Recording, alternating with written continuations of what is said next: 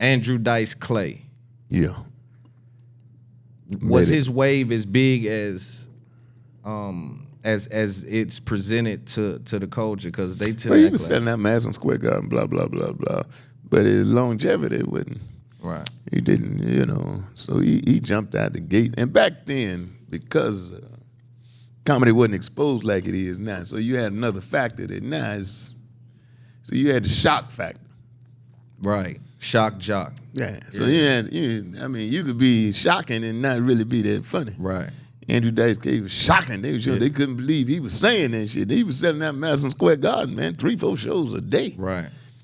But his longevity, so I might, I got a saying, man, because I don't be in no hurry to do nothing. My saying is, pace yourself, don't race yourself. Right. And he jumped out there, and he was rolling for a while, and after that, and with social media now, and then Def Jam and all that, that's one thing it did that I feel was positive. It removed all that shock shit. Yeah. Because back then, they'd be, you hear what he said? He shocked me. Yeah. But it wasn't necessarily funny. But now, the people that grew up on Def Jam and stuff, man, they 40, 50 years old. So you ain't going to score no points just shocking somebody. Right. I think back then, they had, and we're going to wrap it up after this. Back then, they had Eddie Murphy as well doing that stand-up thing.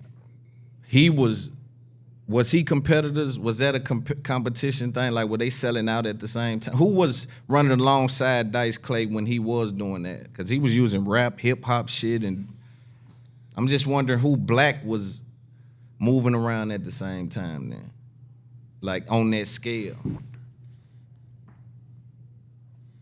It was probably only Eddie. Yeah. In that group, it was probably only Eddie, man.